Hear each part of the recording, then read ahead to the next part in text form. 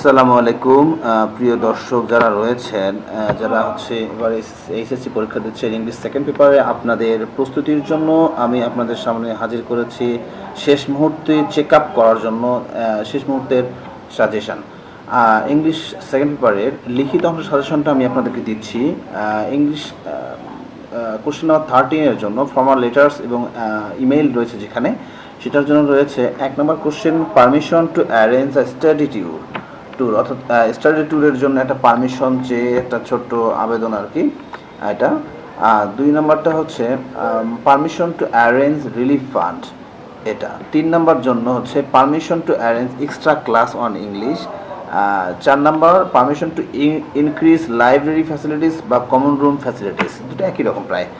5 নম্বর to increase multimedia sound system অথবা smart board facilities. এগুলোর জন্য সাধারণত আবেদনগুলো বারবার ঘুরে ফিরে আসে, আপনারা দেখতে পাচ্ছেন। আর এটা হলো একটা হলো ইউনিয়ন পরিষদ ইউপির কাছে ফর রিপেয়ারিং ড্যামেজ ব্রিজ, উপজেলা পরিষদের কাছে। আরটা হচ্ছে to SP taking steps against anti social activities. আর 8 number to manager complaining against the missing goods.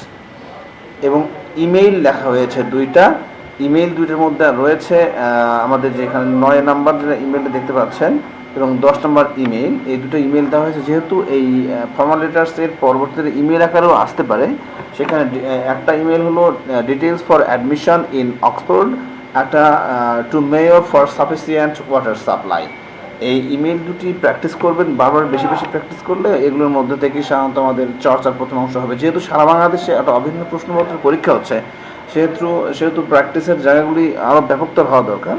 আপাতত এই 10টি করে দিয়েছি, এগুলো আপনাদের সম্পন্ন হয়েছে কিনা সেটা একবার চেক আপ করবেন শেষ মুহূর্তে। Question 14 report writing. 1 নম্বরটা হচ্ছে load shedding, 2 number science fair, 3 number consequence of drug addiction, 4 number massive fire in garments factory, 5 number prize giving ceremony of your college, 6 number food adulteration এবং 7 নম্বর রয়েছে আমাদের evil impacts on using Facebook. 8 নম্বর হচ্ছে causes of ফেলার in English, 9 number life of Islam dwellers, 10 number celebration of international mother language day. ঘুরে ঘুরে এগুলি আসে, practice বাড়াতে থাকেন। এগুলো আপনি চেক করে দেখেন যে আপনি শেষ পর্যন্ত পড়তে পারলেন কিনা। এখন পরবর্তীতে রয়েছে মুখস্থ পার্টের জন্য কোশ্চেন 15 জন্য রয়েছে প্যারাগ্রাফগুলি একটাবার আপনাদের সামনে হাজির করি, দেখি আপনি এগুলো কোনগুলো পড়েছেন কিনা চেক আপ করে নেবেন। প্যারাগ্রাফের মধ্যে রয়েছে cause and effects on road accident, আটা রয়েছে use and abuse of internet and use and abuse of social media and mobile phone. এগুলো এই মুহূর্তে এই সরকার দিতে পারে, যেহেতু এই সরকারের বর্তমান যে আপনাদের শিক্ষামন্ত্রী যেহেতু বেশ ছাত্রদের নিয়ে সচেতনতা দেখাচ্ছে এবং পুরাতন বিষয়গুলোকে সামনে বারবার ঘুরে ঘুরে আনছে। পুরাতন মানুষ তো, আজ থেকে 20 বছর আগে তিনি বসবাস করছেন।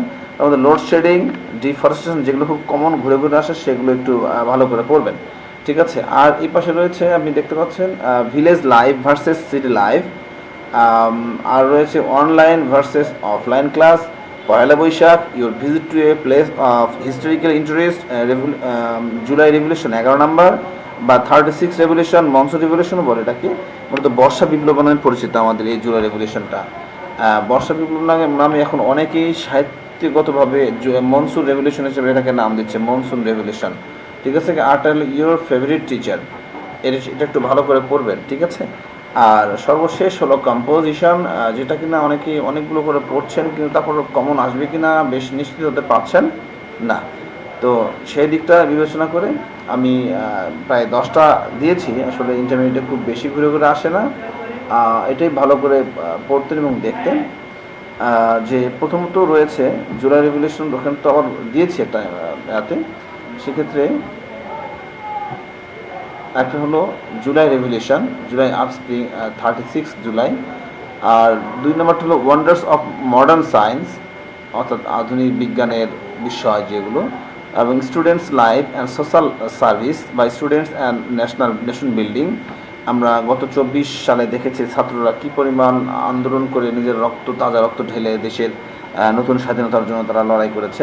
4 নম্বর ডিফরেস্টেশন ইফেক্টস অন এনভায়রনমেন্ট, আরটা হচ্ছে ইউর চাইল্ডহুড মেমোরিজ। এই 5টা সর্বাগ্রে দেওয়া হয়েছে। পাশাপাশি যেহেতু সোশ্যাল বিভিন্ন ধরনের ইম্প্যাক্টস গুরুত্ব দেওয়া হচ্ছে, সেই জায়গাগুলো থেকে female education 6 number, 7 number aim in life বা ফিউচার প্ল্যান ইন লাইফ, 8 নাম্বারটা হচ্ছে প্যাট্রিয়টিজম, 9 নাম্বারটা হচ্ছে এনভায়রনমেন্ট পলিউশন, 10 নাম্বারটা হচ্ছে population growth problem in Bangladesh.